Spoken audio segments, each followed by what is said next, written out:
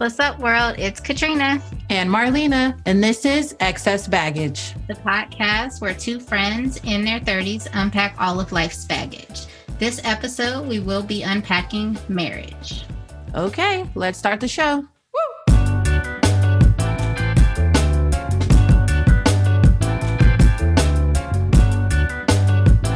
Hey, girl, how you doing today?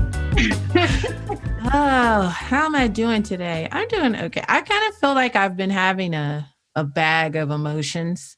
So I think that's what my baggage is today. I've just been feeling very, I don't know, like eerie. I don't know what the word is, but I know what it is. I mean, I know that I'm close to, I think I'm going to be menstruating probably next week. So I'm like, my balance is, I feel like it's off. Like 1 second I'm tired, then I'm fine. The next second I'm like angry about some shit that happened that I'm like, why am I even thinking about this? Or replaying just conversations I've had that didn't go the way I wanted them to go. Just things that I'm just like, come on now, like just stop. That I made myself tired today to the point where I'm just like, you did this to yourself. And I was laying down on the couch and I saw on Instagram, I don't know, this is the real baggage. I saw on Instagram this video of Steve Harvey talking about anybody sleeping 8 hours. Like, if you want to be rich, you can't sleep 8 hours. He's like, you can't. How are you going to call yourself a hustler if you sleep in 8 hours? You can't wake up in LA at 8 a.m., because that means it's 11 o'clock in New York. That's 3 hours. The stock market been open, but he's just going off for whatever as I'm laying on the couch, like, fuck you, man. I'm getting my 8 hours. So anyway, that's my baggage today. Yeah. How about you, Katrina? My baggage today. Dude, what isn't my baggage today? I feel like I am just carrying all the baggage today. I don't know the last time I ordered groceries. There are no groceries in my house. I've been eating out a lot. I've done that. Like, it's one of those kind of weeks. Like, I don't know. I too was on my couch today though. Like, just laid out on the couch. I didn't do much of anything. That was me taking a break. That's good. So, yeah, I mean, we talked about this. I need that. I still ain't taking that time off. That's still baggage I'm carrying. Okay. But yeah. I took the day. That's progress. Let's start. I'm moving in the right direction. Okay. Yeah. I need all the time. A week, 2 weeks, a month. All the things, but I took a day. I'm moving in the right direction. I am eating, although not, healthy and well, just eating. Ordering. Okay. So, because life. No, I get it. That's often a thing I do. I will just not eat because I don't feel like being bothered or I'm too tired or whatever. But I'm eating. I'm just eating out a lot, which is not something I want to be doing. But this is how I'm taking care of myself in the moment. It's just not the way I should be taking care of myself in any moment ever. I mean, if you're in survivor mode, like sometimes it happens.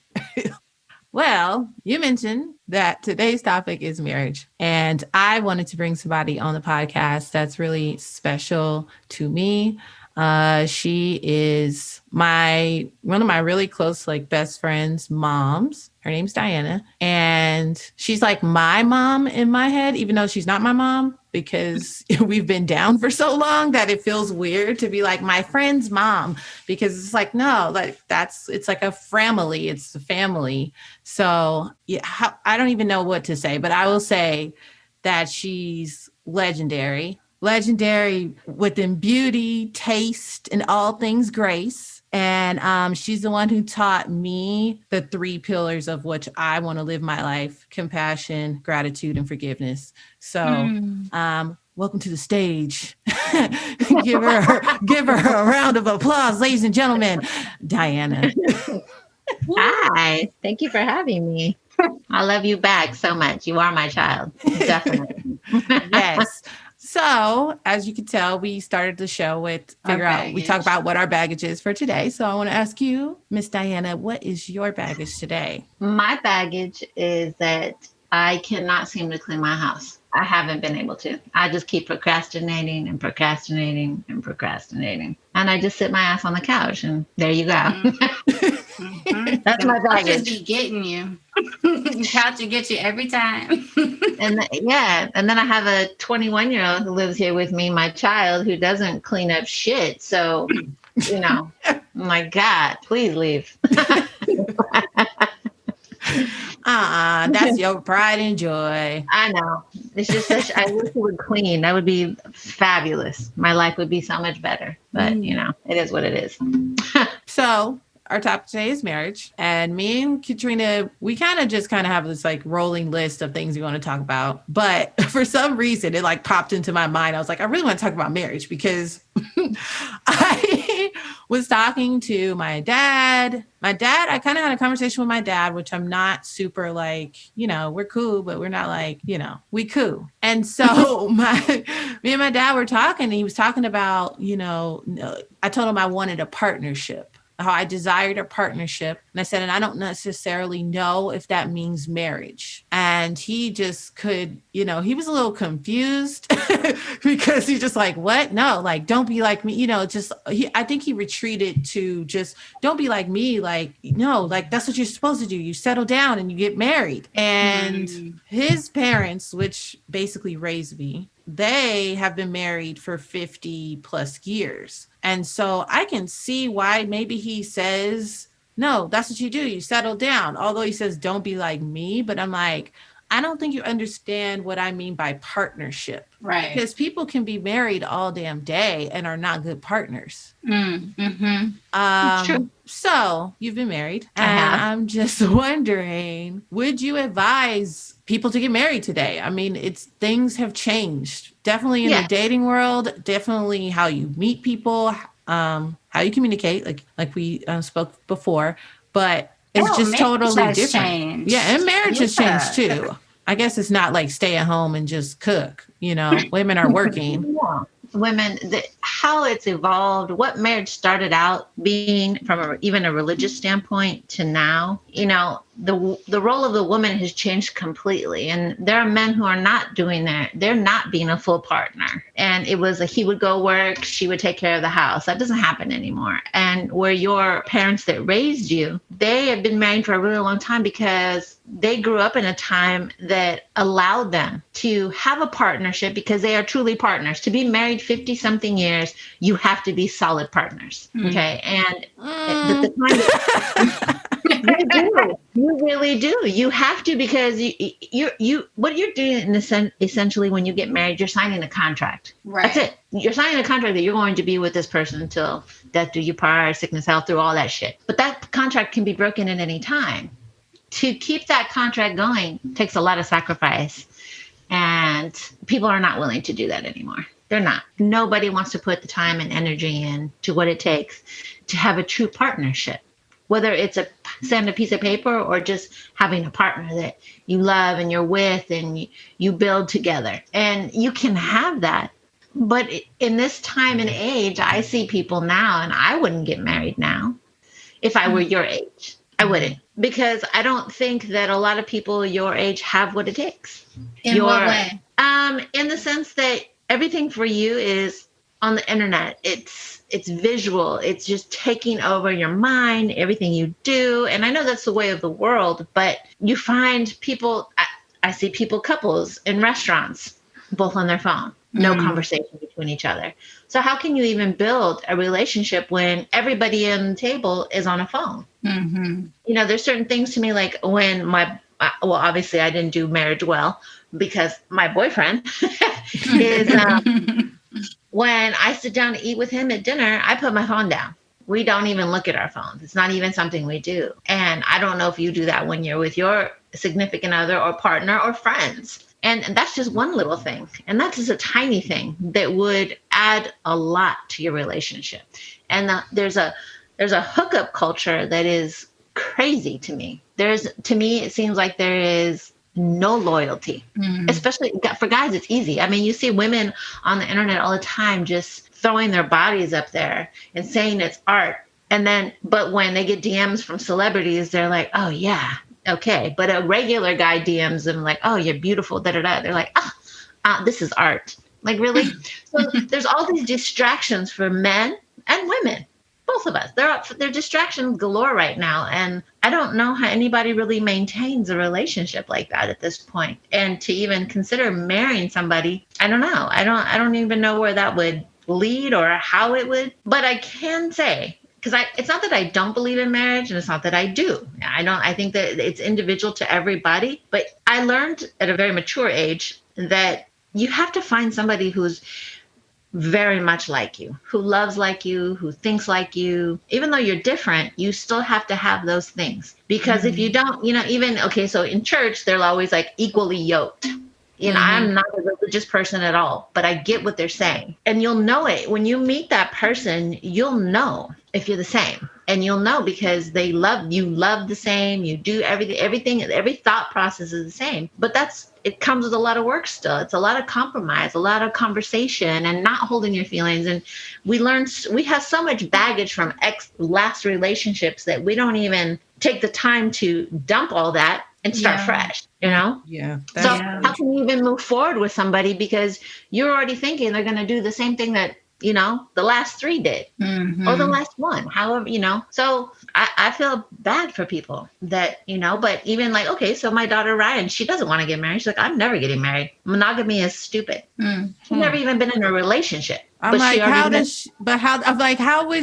does she know? She just knows. She just knows. She by watching and observing. She's like, monogamy, if you can have it with somebody, cool, but that's not how the human body is made up. It's just not. And she's right. To choose to be monogamous with somebody is a choice that you make. I agree. It's not necessarily. Yeah.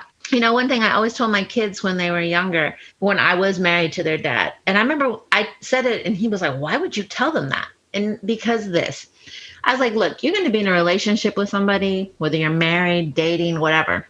And you're going to meet somebody, maybe a few times, maybe one time, that when you meet that person, your whole body is going to be like, oh my God, I want that person. And I don't want you to think that you're wrong. You are not. You're a human being and you think that person is attractive. Your pheromones, everything is going crazy. Now, if you're single, please take advantage of that because that's a great feeling. But if you're married or with somebody, it's a decision you're going to have to make for yourself. And you're going to have to think and you're going to have to really ponder this like, hey, do I step out of my relationship and take care of this? Or do I remain monogamous? But I wanted them to know that that's not don't feel bad. You're not wrong. Don't feel guilty because it's a natural feeling.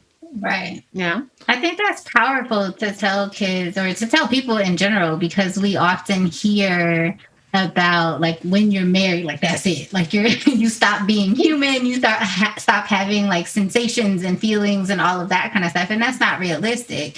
You are intentionally choosing to acknowledge, although I have these feelings and sensations in my body, I want to be with this person and this is the agreement that we made and I'm going to stick to that agreement. And that is a very intentional choice. Exactly. But being able to differentiate the two is really important.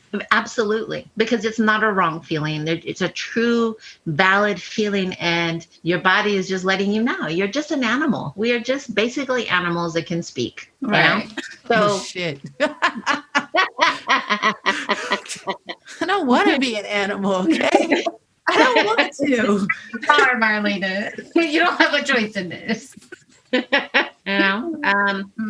like, okay, so my boyfriend and I know that we're going to get married. And put it this way, there's a lot of pressure on people to get married. And so he's like, how do you want to do this? And I said, you know what? When we get married, I said, I just want to invite everybody to a party because it's going to be the best party that they've ever come to. And if they have to RSVP, they have to do that whole thing because I don't want that pressure of people saying, oh, you're getting married. I don't want anybody to know I'm getting married. When you come to my party and I get married in front of you and we celebrate the rest of the night, it's easy. And if you didn't RSVP, you didn't come to my wedding and later on you're like, how come you didn't tell me you were getting married?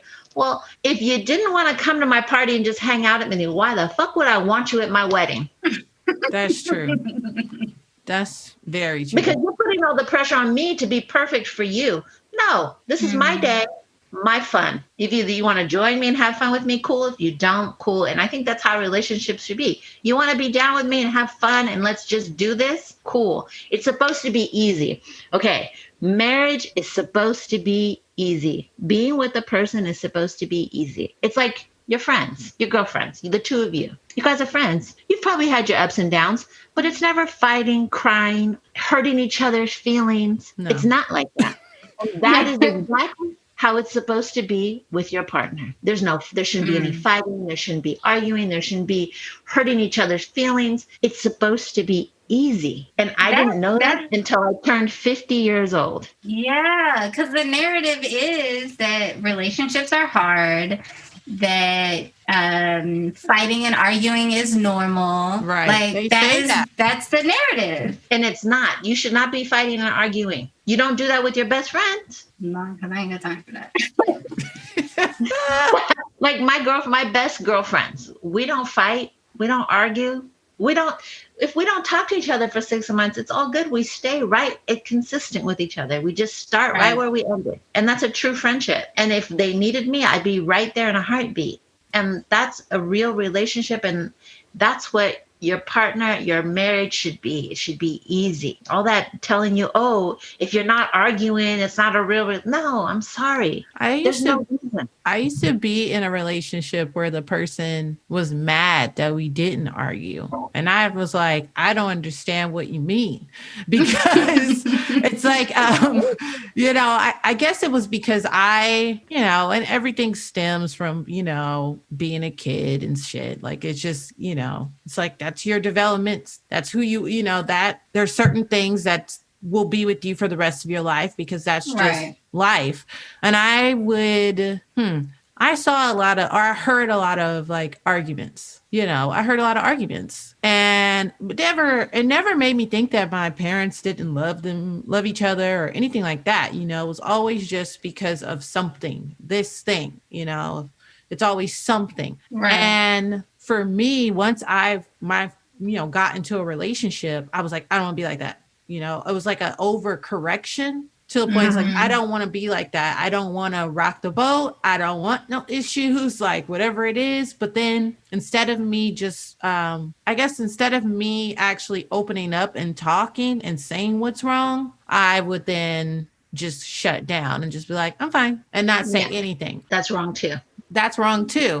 Right. So it was just being in that role for so long. I mean, I'm still learning from that, but hearing those arguments, it's like, I also feel like it should be easy. You're going to have disagreements, I'm sure, but fine. You know what I mean? Everything is fine. There's no like everybody's walking on eggshells around you because you are furious and you don't know what's going to happen. There's none of that type of tension. And that's the thing. I never wanted that tension in any of my relationships. I just give me what I want and it's fine.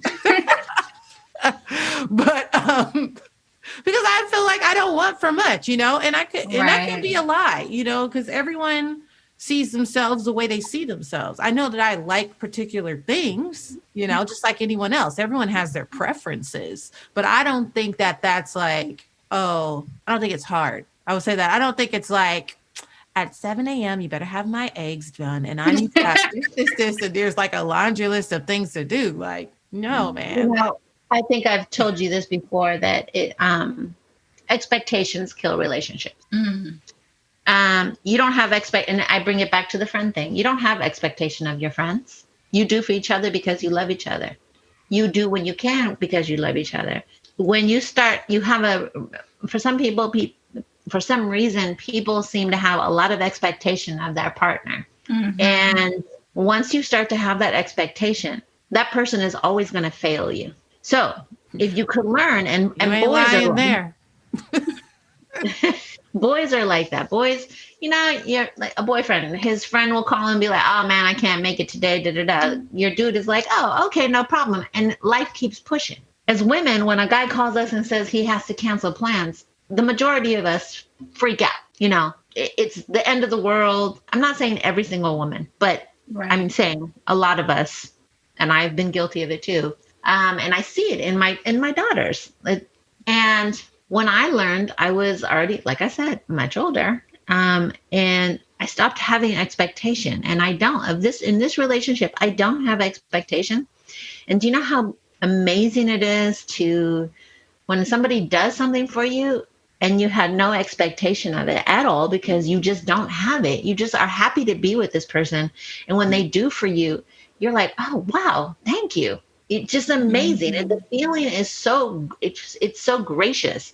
You feel so filled with love and you feel cherished. Right. Because when you do have expectation, they're always going to falter, just like if they had expectation of you. And guys usually don't have expectation like that.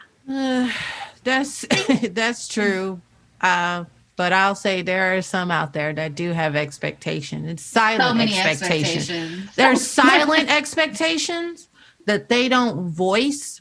And then I feel, accuse women of doing this very same thing, which we may do that, but don't act like it's like completely innocent in that department, because you can show up for somebody 1,000,000 times and it'd be that one time you can't. And then you're deemed the villain, I feel. That, okay, but that is not, understand that that's not you. That's them projecting their feelings onto you because they know that they haven't been there at all times. See? So when you break it down expectation wise, when there are no expectations on both ends, it's just a doing for one another and being there for one another. But if somebody voices that or doesn't say anything until that one time, it's because they haven't done it.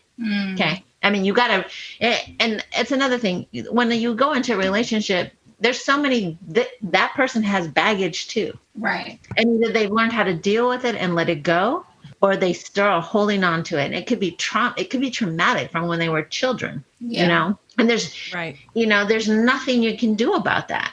You know, I think that people, when they get into a relationship and want to be with somebody, you guys should talk about where you come from. I think you should really talk about where you come from and take the time to, it's such a hookup culture. And I think I told you, Marlena, when I met Zevin, the way we felt about each other, I mean, sexually, we were like, you know, but that fool made me wait 3 months. I want to get to know you. Yeah. I want to get to know you.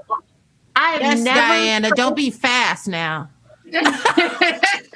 I was like, wait, you want to get to, there's never been a man in my entire life who said to me, I just want to get to know you first.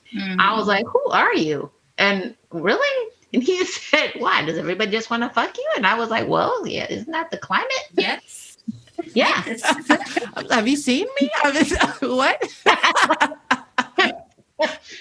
So, but oh my God, I those 3 months were the best 3 months ever. And it's only gotten better, getting to know someone. And people don't take the time for that. And I think that it's so important. And I think that if people are going to get married nowadays, you need to take that time. You need to stop, smell the roses, date each other. You know, I don't know. Women don't date men. And I think that men need to be dated. You know, they like that. I think it's a great thing. You know, we we have these expectations that the man is supposed to do everything, take care of us, do this, do that. And you know what?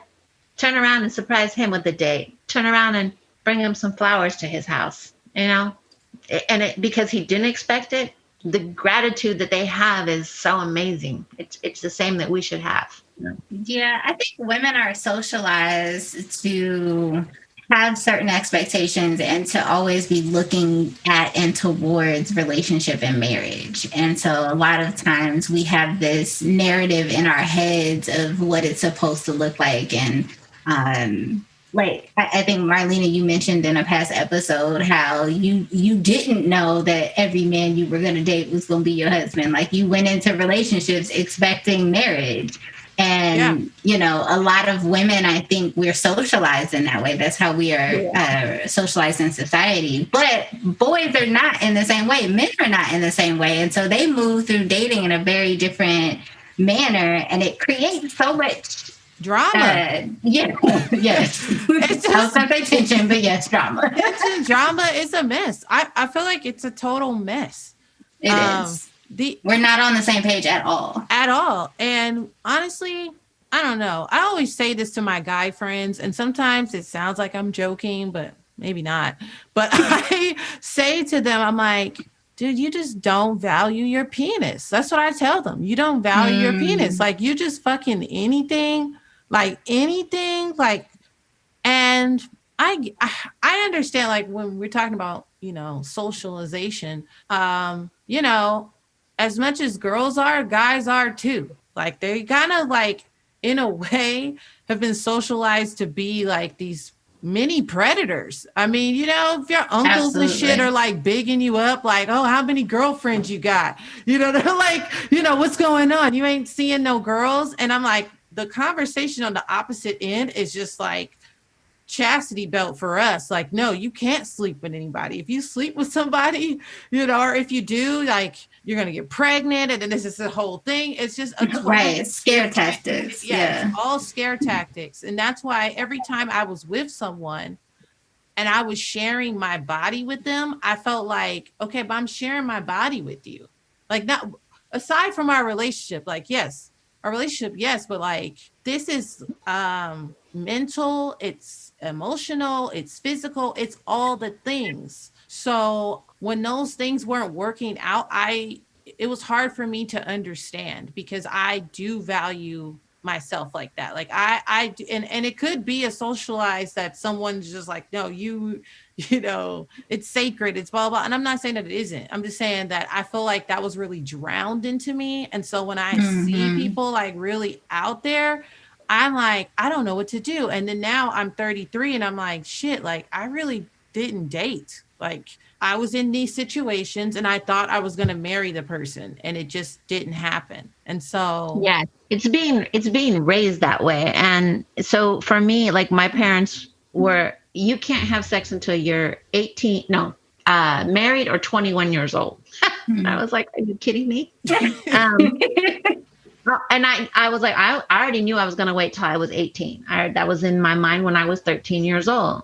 But so when I had kids, I let them know from the get. Women, I was like, guys will tell you anything to get the pussy. Okay. I told my daughters this before when they went into in middle school. I was prepping them and letting them know that they can have sex as much as they want. I'm not going to tell you when to have sex. Your body's going to tell you when to have sex. But value yourself. Guys will tell Hmm. you anything to get it. And girls immediately, when they share their body, think this is love, this is it. Because as soon as a guy says we love you, we're like, oh, he loves us, we're getting married, or we're going to be in a relationship. And I even told my son that. And just recently my son was like, Mom, I know you told that to me for me to be a good guy. He's like, but I took it and I went the whole opposite way. I was like, Oh, damn. wow. He's like, because you said if you tell a girl you love her, she gives it up. And he's like, you were right every single Mm, time. And I'm not mad at him for that, because that girl was never taught by her mom or her dad. Don't believe that shit. Okay. yeah. And I think that women should go out there. Women need to go out there and experience life before they're ever gonna settle down. Ever. Have the biggest body count you can possibly have. Please. Okay. And I just learned that. I was like, what's a body count, Ryan? So I think it's really important. We're so sexual and we're such amazing beings. We can give so much with ourselves, and I think we cut ourselves. We sell ourselves short when we Mm, don't go and experience life. You can still really value yourself. You don't have to go give it to the homeless dude down the street. And you pay attention to what you're doing, and of course love your body. It's only one you have. But before anybody gets married, they need to go out there and explore and do it all. And I remember telling my son the same thing. I was like, you don't want a virgin. I was like, how boring. I was like, you want a girl who knows what the hell they're doing. I was like, you don't want to teach her mm. everything. Are you kidding me? How boring could it possibly be? But I'm kind of a crazy mom. Sorry. I love it. I love every bit of it because it is such the alternative to so many narratives. And I think it speaks to a lot of the reality.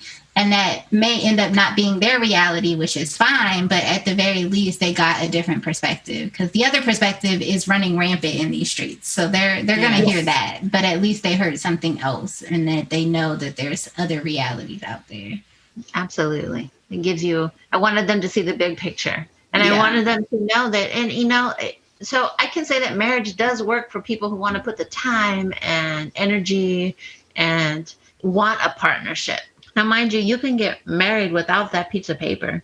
There's nobody who can tell you that you decided to be with somebody and you're in a partnership, you buy a house together, you have bank account, share a bank account, do everything, have kids. Right. Just because you don't have a piece of paper does not mean you're not married. It's just you are in a partnership. Right. You guys have a common goal, to make your lives better and do for each other. But I think that people need to really go out there and experience life and, talk and speak and say what's on your mind, and don't hide those things, because when you do, it just ends up being bad. Yeah. Yeah. I think the biggest thing that you're speaking to, especially about our generation now, is we don't know how to connect. Even just with friends, like we don't know how to connect with people. We don't know how to speak to people, how to be mindful of other people's feelings, how to even sometimes recognize when people are having feelings and emotions and experiences,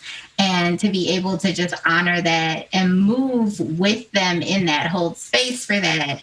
Obviously not at the point where you're sacrificing yourself, but be able to hold space that this person is also human, that they're not going to show up perfectly, that they're going to have things that are going to come up, and that you have to make space and make room for that the same way they have to do for you. But we live in a culture that's very it's immediate and immediate satisfaction. Like we just want everything to happen right now. And so it's so easy to just be like, oh, this ain't working, let me go over here instead, rather than actually having to put forth the time and effort and energy and really look at that person as another human being and honor their feelings. Because we don't know how to honor our own feelings. No, we're not taught it's that. really dismissive. It's really a dismissive culture. If you have feelings, like, ugh, yeah, feelings, what's wrong with you? You know what I mean? Just like some of the stuff I hear sometimes, like, wait, what? Like, I'll hear people say, I don't like talking on the phone. I don't like talking on the phone. Just text me. I don't like talking on the phone. And I'm like, so you'll have conversations with people for months without like actually hearing their voice. So you're just guessing based off of these texts that the tone, the cadence of how they said it. Like I couldn't imagine like not talking to somebody. Like we have a podcast. Like I like to talk. So there's that too. But, I don't know. But I just think it's strange. Yeah. But you got to remember that, like I said, it's your generation, but even before your generation, if somebody likes you, and they want to spend time and they want to make the effort, they will make the effort to call you, text you, show up, be there. And that's the person that you're waiting for. Okay. All the other ones that don't call you back, that leave you on red, all that shit, drop them. Done. Because when somebody truly wants to be with you, they make the time, period. There's no ifs, ands, or but about it. Yeah. I have lots to say, but I won't go into that. I know you do, but I'm me. I'm truthful all the time. I know. I just feel like, I don't know. I understand when someone's making sacrifices in their, schedule. I've dated successful men, but I just feel like you're absolutely correct. They wanted to be with you or they wanted to see you, they would. They absolutely would. They would make sure that somehow, some way that would happen.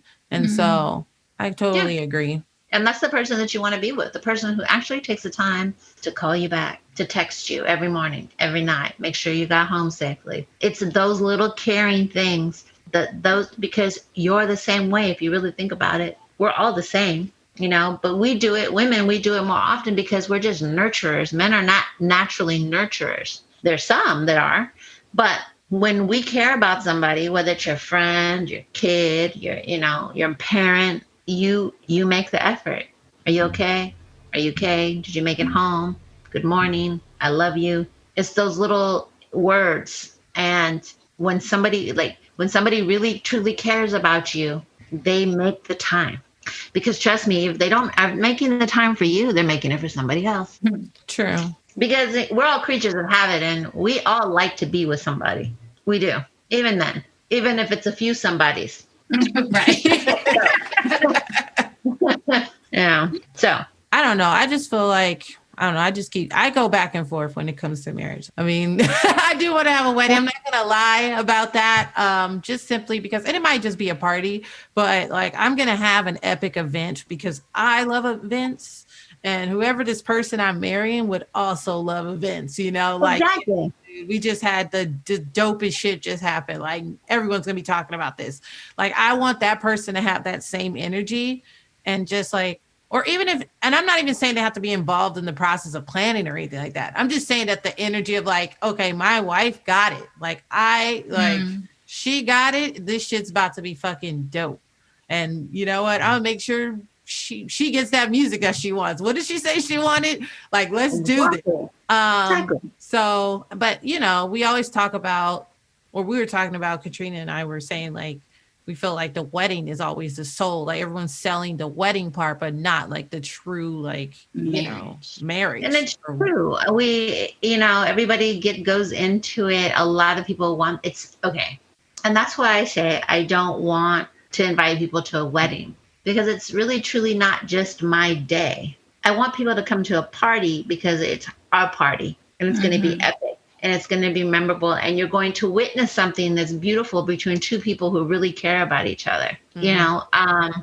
So I don't want that burden of wedding, because you're absolutely right. People make it all about the wedding. I just want to make it all about the party. Yeah. The fact that we got married on the side, hey, glad you were here to share it with us. Now let's everybody party, And it's unfortunate because people do get married for the wedding. And that's a lot of stress. And a lot of people don't even know how to handle it. And it's so upsetting and it's sad, And I do makeup for weddings. So I see these brides and the mother-in-law's freaking out and people are freaking out. And I get my bride in the chair and I'm like, hey, you're here now. Calm down. I don't want you to talk to anybody, think about anything.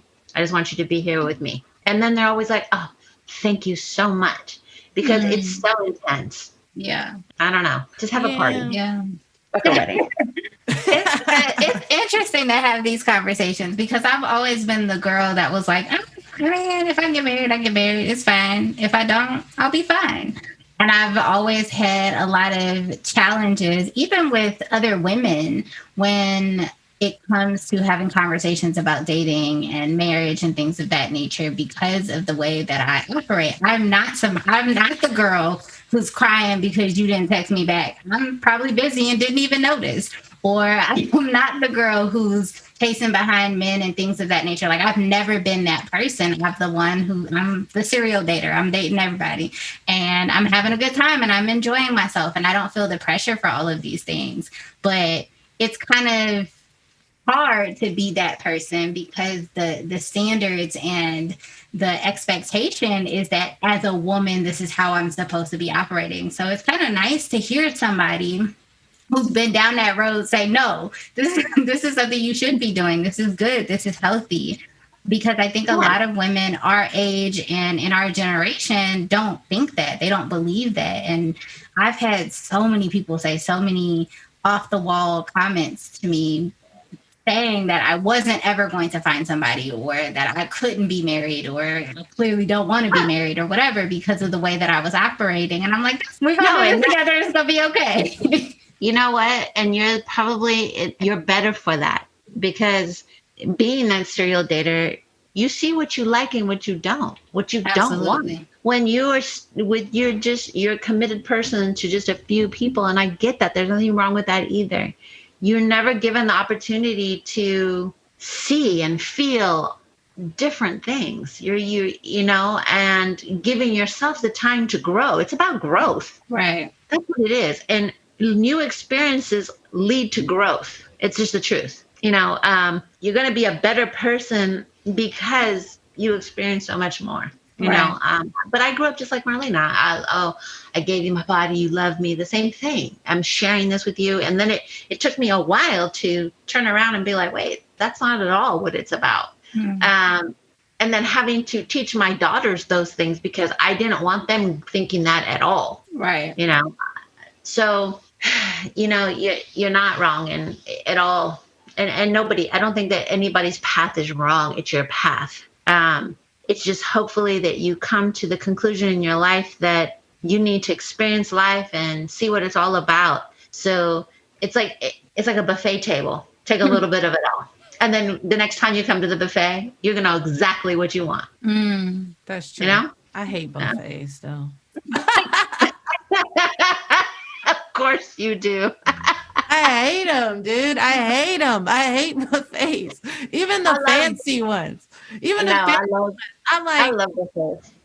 I know me. I'm not about to eat all this shit. And this amount I'm going to eat all of it. I'm going to eat a little bit of everything. Yes. This amount of money we spending to be there is off the wall already, that I already know I didn't eat, $75 worth of food. I know I didn't. There's no way.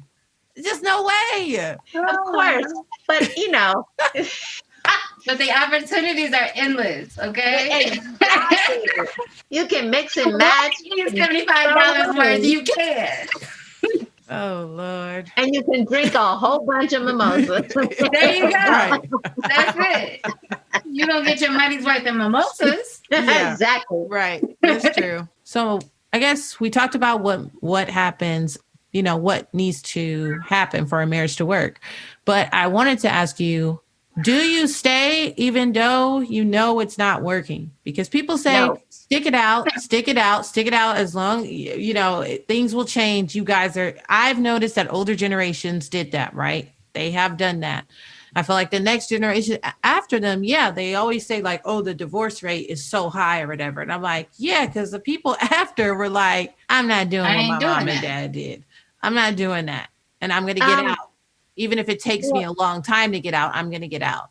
Usually the majority of people that stay in relationships have children, and they stay because of the children. And I think that's wrong.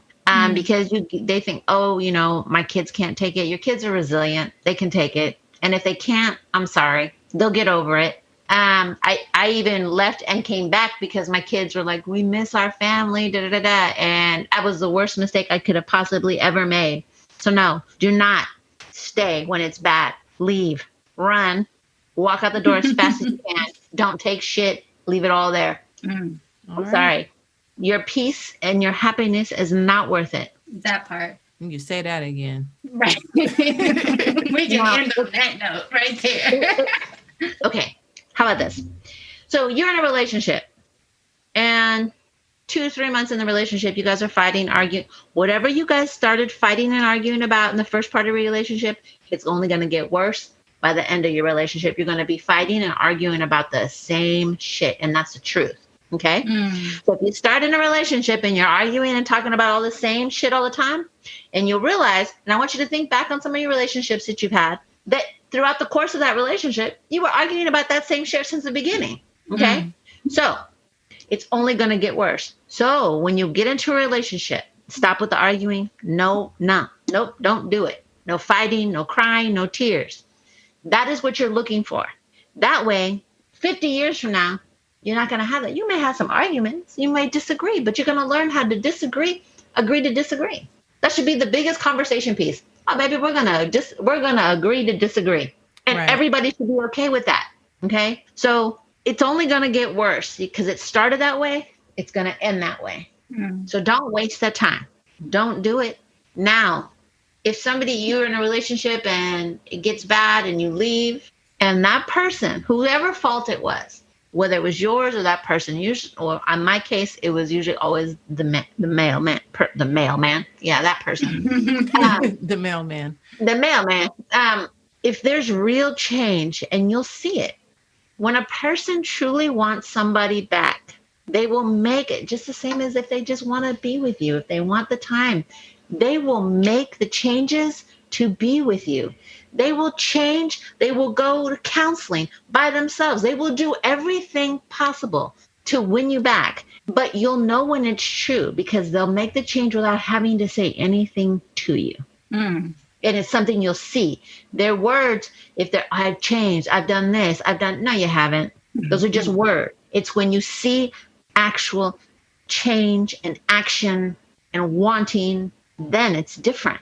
then that's up to you. Do I want to come back to this relationship? Let's revisit it. And you see it in the relationships and marriages where somebody left and they come back and they get remarried. It's because somebody actually did the work to change their ways because they love that person so damn much that they couldn't live without them for the rest of their lives. So they changed. That's that. That's that on that. This next segment is called Roses.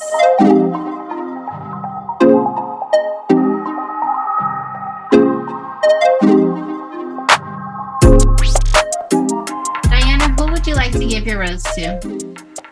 I'm going to give my rose to my daughter, Ryan. She went through a horrific car accident about a week and a half ago, and she made it out alive. And she's at work, working her little ass off, and she's my hero. I'm glad that she's doing okay. Yeah. Me too. Thank you. Thank the lucky stars, man. And if we see that dude on the street, he gonna get got. Hey, Marlena, who would you like to give your roses to today? Well, after all that talk, I don't know, but I think I'm gonna give them to the twins. I call them the twins, like they're the only twins in the world. They're the only twins in the world to me. Okay, let me tell you, I'm gonna give it to Tia and Tamara. I don't know, man.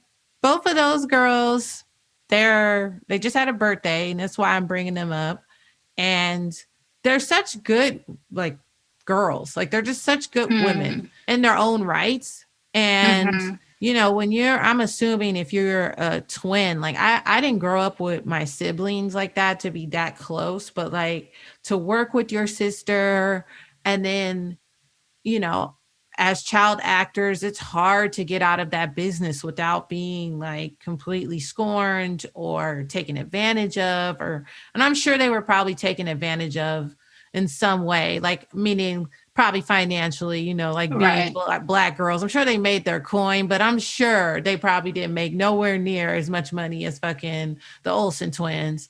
But we all know what that's about. Right. But, I just feel like just growing up, seeing me on TV, and then seeing them forge their different paths, Tia doing more acting, not that Tamara didn't do acting, but Tia having, roles on other shows, and, having she was on, The Game. Then she had her Netflix show, a couple shows, and Nickelodeon. She's kind of, been working. And Tamara, she was on The Real, and she's got her own winery with her husband, and Napa Valley. Know they had a winery. Yes, they're doing a damn thing. And to see them both married, and they've had their children, and they're just I don't know. I'm giving my roses to them because I just really appreciate the way they're moving in life, man. Because I know that it could be very different. It could turn out like a couple of them other actors, and I ain't gonna name no names, but some of them, child, time was not friendly to them. So yeah, I'm giving my roses to them this week. It is nice to see people, Black women specifically, that we grew up on, still setting what we would consider a decent example in life, that we can still kind of model after them or look after them in different ways, and acknowledge that they're still living in ways that we can admire. I think that is really powerful. So, Katrina, who are you going to give your roses to this week? This week, I'm going to give my roses to my parents. After this whole conversation about marriage and all the things, they have been together my whole life, and not married that entire time, but got married after some time, and they've had their ups and downs. I know that there have been moments, I don't know the ins and outs of it. They didn't share that with me as a child. Don't you wish you knew, though? I'm sorry to cut you off, but don't you wish you knew? Because if I'm being honest, I don't know if I want to know. Really? Yes. Maybe I'm just a nosy kid. I don't know. I felt like I always wanted to know, what the hell's going on? What happened? I don't think I wanted to know. Okay, so I'm very observant and aware and intuitive. So I think I kind of have an idea And I don't You need that read people. confirmed You read because people's energy. You read people's energy. yes. So I don't really need that confirmed. Like I am in a decent place in my relationships with each of my parents. We've had our stuff. They've had their stuff. All of those things. I don't think I need to know because I think that to some degree it would taint the vision that I have and the relationships that I currently have with my parents and the amount of work I might have to do again to move through to get to a healthy place with them. But I want to give my roses to them because I know that they have had their ups and downs. And in this, I don't know, the last 5 years at least, maybe longer than that, all of their kids are grown and gone out of the home. And they're like the best of friends. They just be kicking it and hanging out to the point where it's almost annoying sometimes. Like y'all spend way too much time together. Y'all almost turn into the same person. But like it's nice to see them growing in the ways that they are growing, and I can see that there has been some individual growth on both of their ends to the point where they're able to come together a little bit differently in relationship. And it's nice to see that because you hear a lot about people's parents who they had their trials and tribulations, and as soon as the kids left, they were like, "All right, we're done. We done. We're We out this thing. right? Peace." But they have done the opposite. They have really grown closer together. They spend a lot of time together. They do a lot of things with and for each other. The one thing that they can't seem to really agree on is basketball. That is always an area of tension. But outside of that, they're on, very similar pages on a lot of things. And it's just nice to see that they have been able to grow through all the things. And I don't think that I don't know. I don't know how much I'm going to be sharing about my parents' relationship, but I don't know that they intended necessarily for marriage to look the way it has turned out to look for them. Right. I think there were definitely things that it didn't go as planned. Like expectations. Right. Of each other and of relationship in general, because they both grew up in very religious households and neither one of them is like very religious. And so to some degree, marriage was expected, and I don't know that they really knew what that was supposed to look like. And it's turned into something different than I think they were taught, but it's nice and refreshing. And it feels good to me as their child also to just be like, oh, look at my parents out here, like learning and growing and still being in relationship. And yeah, it's nice to see. And it gives me some hope for relationships in this world. So shout out to them. Yeah. Shout out to the parents, the parentals. I would say, yeah, my grandparents, I don't know. That's a different relationship. Again, we're talking about different generations, Yeah, way people are raised and their backgrounds. And so I would say they have a very traditional marriage. But I have managed to view them as individuals and not as an item. Like, yes, I see them as a couple. Yes, I know they are married. But, when you live with people that are married or whatever, like married couples, they do go through shit. Like they do. Yeah, it's just absolutely. so I'm never the one to be like, oh, you was wrong. You was wrong. Like, by the way, you was wrong. I mean, sometimes just to like let them know that like I'm listening. Right. But yeah, I think they are best friends. They're best friends, and I know whatever grievances the one has about the other, it doesn't matter because like the second if anything happened to the other, they would just completely fall apart because that is their best friends. So right. Yeah. So shout out to them. Yeah, shout out to them. I want to just acknowledge one other piece because as you were talking about that, the different generations, I realized my parents did maybe not the opposite, but they did differently than their parents did. Right. So their parents, like my grandparents' relationships, there's a lot of stuff there. Some relationships that didn't work out or relationships that did but were kind of, more toxic in different ways or whatever the case may be. But there's also that piece that like although these were the standards that were set and these were the expectations, that they came together and they built something that really worked for them, that wasn't what they saw.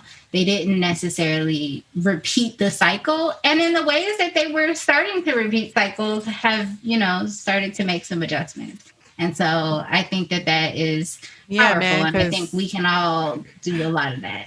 I was going to say, yeah, man, because after so many years, I mean, are you really going to keep doing the same shit? Like at some point you have to change, right? No, some people don't. No, I know some people don't, but I'm saying, you were like I'm saying, to. I will say that the evolved person does. I will say that is what a person is supposed to do. So I would hope that they're not the same person from way back when. I hope there's reflection and growth and like, okay, let me like really like get my shit together, in whatever form that may be, Yeah. So yeah, I hear you.